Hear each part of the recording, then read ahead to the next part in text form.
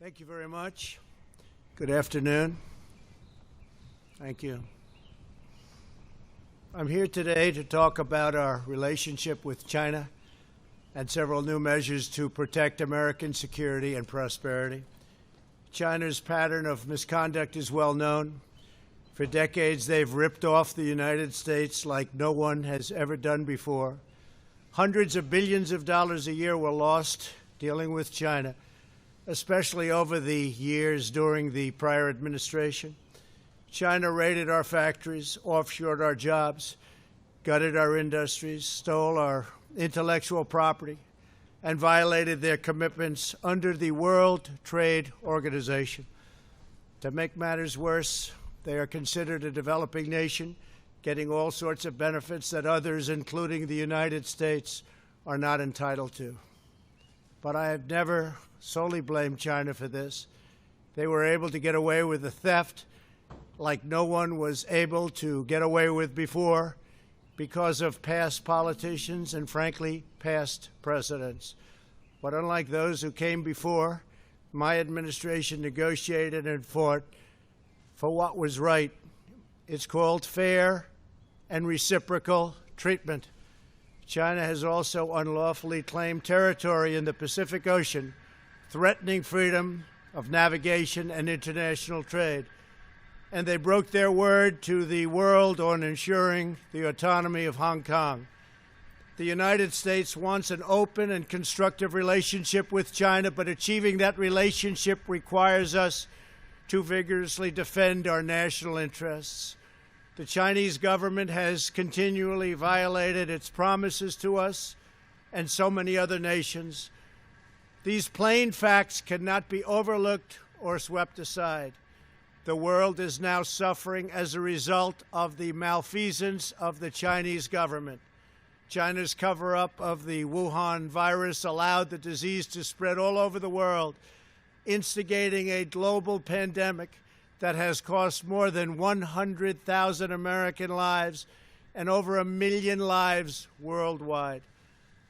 Chinese officials ignored their reporting obligations to the World Health Organization and pressured the World Health Organization to mislead the world when the virus was first discovered by Chinese authorities.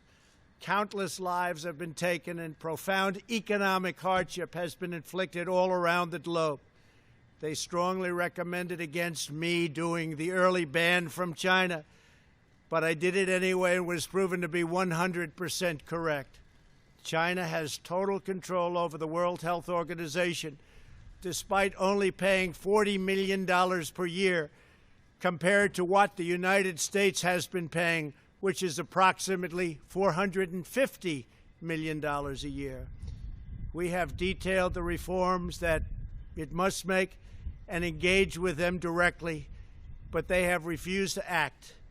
Because they have failed to make the requested and greatly needed reforms, we will be today terminating our relationship with the World Health Organization and redirecting those funds to other worldwide and deserving urgent global public health needs.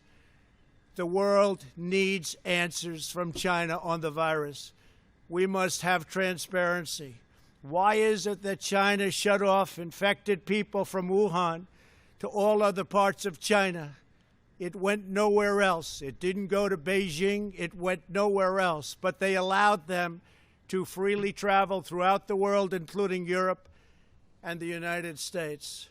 The death and destruction caused by this is incalculable. We must have answers, not only for us, but for the rest of the world. This pandemic has underscored the crucial importance of building up America's economic independence, reshoring our critical supply chains, and protecting America's scientific and technological advances. For years, the government of China has conducted illicit espionage to steal our industrial secrets, of which there are many.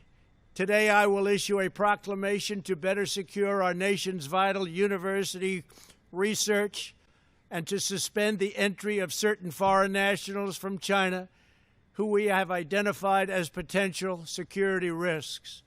I am also taking action to protect the integrity of America's financial system, by far the best in the world.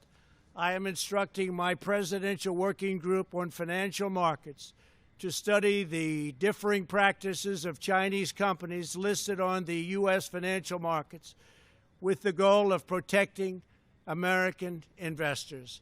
Investment firms should not be subjecting their clients to the hidden and undue risks associated with financing Chinese companies that do not play by the same rules.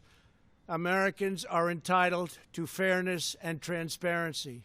Several of the most significant actions we're taking pertain to deeply troubling situations unfolding in Hong Kong.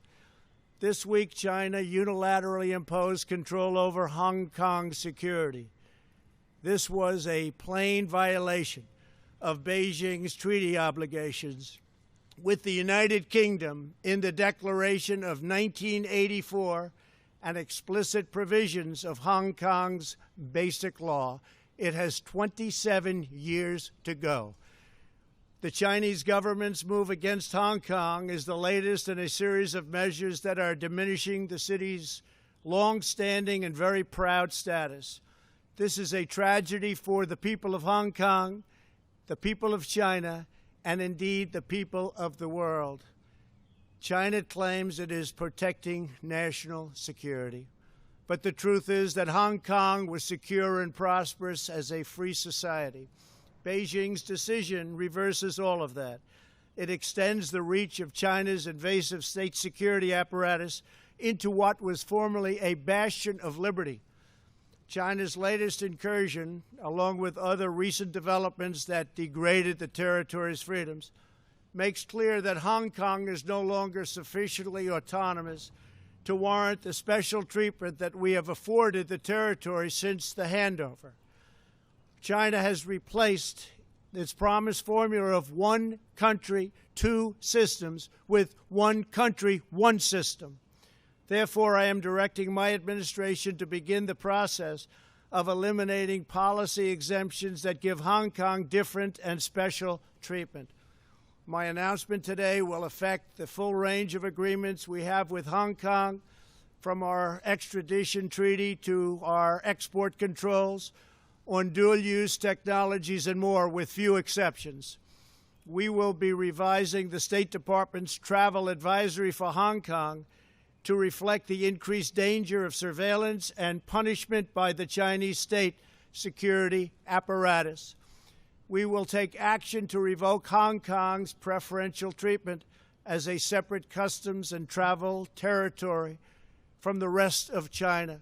The United States will also take necessary steps to sanction PRC and Hong Kong officials directly or indirectly involved in eroding Hong Kong's autonomy and just, if you take a look, absolutely smothering Hong Kong's freedom. Our actions will be strong. Our actions will be meaningful. More than 2 decades ago, on a rainy night in 1997, British soldiers lowered the Union flag and Chinese soldiers raised the Chinese flag in Hong Kong. The people of Hong Kong felt simultaneously proud of their Chinese heritage and their unique Hong Kong identity. The people of Hong Kong hoped that in the years and decades to come, China would increasingly come to resemble its most radiant and dynamic city. The rest of the world was electrified by a sense of optimism that Hong Kong was a glimpse into China's future, not that Hong Kong would grow into a reflection of China's past. In every decision, I will continue to proudly defend and protect the workers, families, and citizens of the United States of America. Thank you very much. Thank you.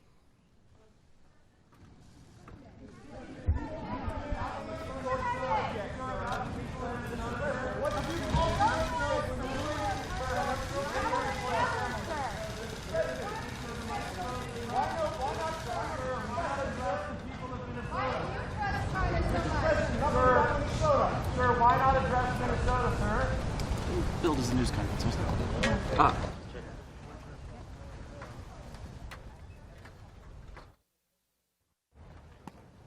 on a press conference. Yeah, what happened to press